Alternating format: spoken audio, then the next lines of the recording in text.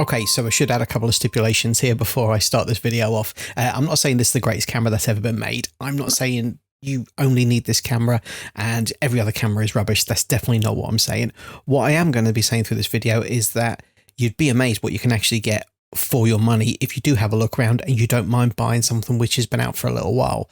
This camera in question was released originally in 2005, so this is now 19 years old, and if you ask me, it still takes absolutely beautiful images, and it's probably the first camera I grab when I do go out and take pictures, you know, if I'm out with the family, a little bit of street photography, that sort of type thing. I also do take it on weddings. I use it regularly on weddings. I keep my Sony a7 IVs on my hips, and I have this other one in my bag, just, you know, to bring out, dust off every then and again and take some images with it. Right, so which camera am I talking about? The Canon EOS 5D Mark I, or Classic.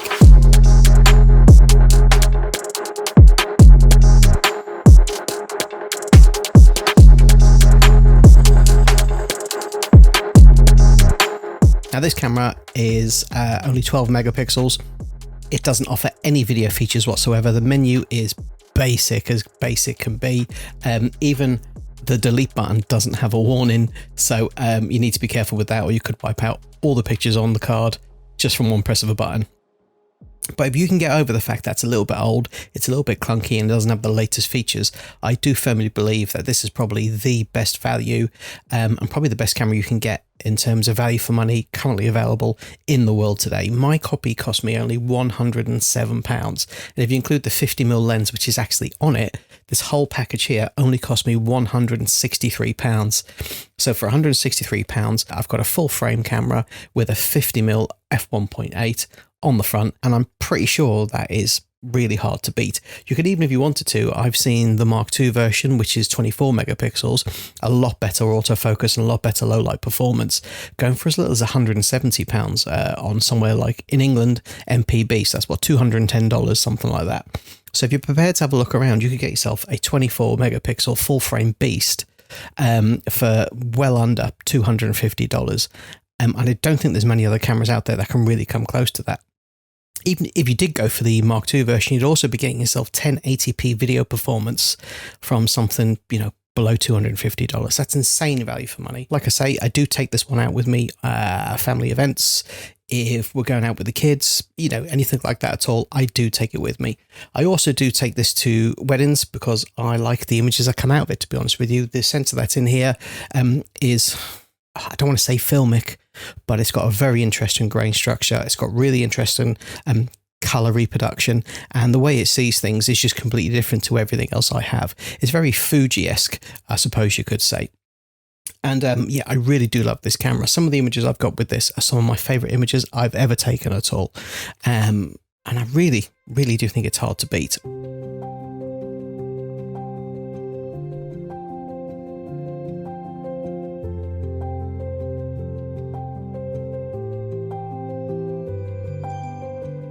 Obviously, we need to talk about its main downfalls, one of those being the delete button is a permanent delete. It will not warn you. If you press the delete button, you've got single image or every image. And if you get that wrong, you're S out of luck, to be brutally honest with you. So, you know, that's a pretty major point. Another thing is it is quite clunky. It doesn't have the best menus. The menus are incredibly limited. There's not really much on there at all, but what you do have on there is the basics. So if you're looking for a camera to actually learn photography, you know, you'd be hard pushed to find a better camera than this to actually learn the basics of photography, your shutter speed, your ISO, you know, your f-stops, all that sort of stuff. This would be perfect for you. Another limitation is it only goes up to 1500 ISO. It's got an extended one above that, but you probably don't want to go near it because it looks like an absolute mess if you go above 1600. Interestingly though, I have used a 5D Mark I for nightclub photography for years now, and if you're using good quality light, 1600 ISO is perfectly deliverable, especially for things like nightclub photography. You know, these things are absolutely bulletproof. I've had people spill drinks on this. I even had someone take their belt off and whip me with their belt buckle, and it actually hit the camera. Took a big chunk out of, not this one, my other one, and still worked perfectly, still kept going. So yeah, these things are built incredibly well. Another negative, this is before they went to the EL6 batteries, I believe it is, ELP6 batteries. So this battery itself doesn't really last all that long. If you were going to take it out for something like a professional shoot, which, you know, it will do it and it can do it, but if you decided I'm going to take this out on a full day shooting or a professional shoot, you are going to need a few batteries, you know, take 3, 4, 5 of them with you to make sure you can get through the whole day without any problems whatsoever. Another negative is the rear screen is horrendous. Don't expect to be using the rear screen to chimp and make sure all the colors are correct and your exposure is correct and everything else. It is really basic. The color reproduction is terrible. You know, it's washed out. It's not great. So the rear screen, yeah, rear screen isn't fantastic. Now, some people think this is a little bit of a negative. I actually don't mind it whatsoever, but that is the shutter noise. And the shutter noise is fairly loud. It does make a big clank noise. I really like it. It takes me back to shooting on film and to the sound a camera will make like a real camera as the mirror box flipped up and flipped down. Some people don't like it and find it quite obnoxious. I actually quite like it, but that could be a negative for you. If you're wondering, it sounds like this.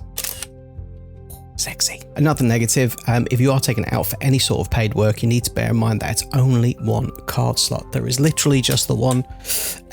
It was before they started to use 2 card slots. The 5D Mark II doesn't have 2 card slots either, only has 1. It uses compact flash cards, which for the size you get are actually quite expensive now. But what you can do is you can actually buy a little caddy, which is the size of a compact flash card, and you can put an SD card in it and then just use your SD card. So it's basically a little dummy compact flash shaped device that fits in the camera and you put your SD cards into that. I use them on all my old Canon cameras. I don't run into any problems with them. They work flawlessly, but bear in mind that the memory is compact flash. It's only 1 card, and compact flash for the amount of megabytes you get is fairly expensive now. But like I say, use a dummy one, use SD cards, and you're good to go. Another negative is obviously it's only 12 megapixels. And if you go over, you know, 800 ISO and the light isn't fantastic, it's not very clean light, it can get a little bit like mulchy. It can be a little bit rough around the edges, but I don't find that much of a problem anymore. So it is a negative, but here's the positive. Lightroom now has made such amazing advances in the denoising algorithms and in the enhancement algorithms that are built into Lightroom and Photoshop that I actually find if it gets a little bit too much, if the noise gets a little bit too much, if I run it through some of these denoising algorithms and the enhancements, I find it incredibly difficult sometimes to tell the images from this and my A7 IV apart, you know, at first glance. Obviously, if you zoom in, you can't add tons of detail onto 12 megapixels. But I genuinely have delivered these files alongside Sony files, and the couples and the customers the other end can't tell the difference at all. Some of my photographer friends who've been doing this for years and years and swear blind that they can tell the difference between brands and, you know, all different camera types, and they'd easily be able to spot a low resolution camera. They can't tell the difference either.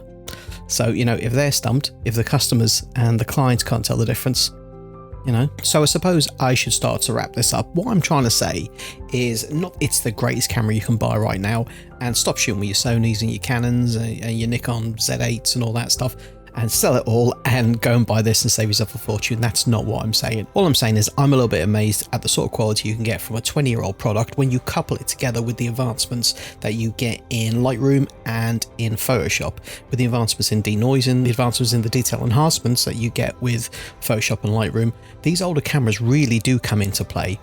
You know, fair enough, the autofocus isn't the best, fair enough, it's 12 million pixels, but I've been putting some images up here as we've been watching this, and you know, I task you guys to try and tell the difference between them and my Sony A7 IV, which is 33 megapixels, you know, bang up to date.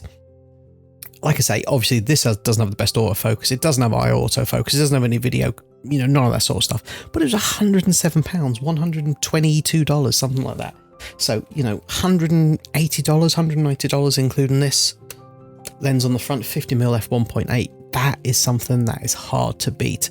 And yeah, so there we go. If you want to know more about this EOS 5D Classic, you know, in terms of use at a wedding and use on client shoots and use in nightclub photography, or just generally day-to-day, the ins and outs of it, do let me know in the comments below, and I'll be more than happy to make you a little video about this cheeky little number right here. Have yourself a good one. I love your face. Bye.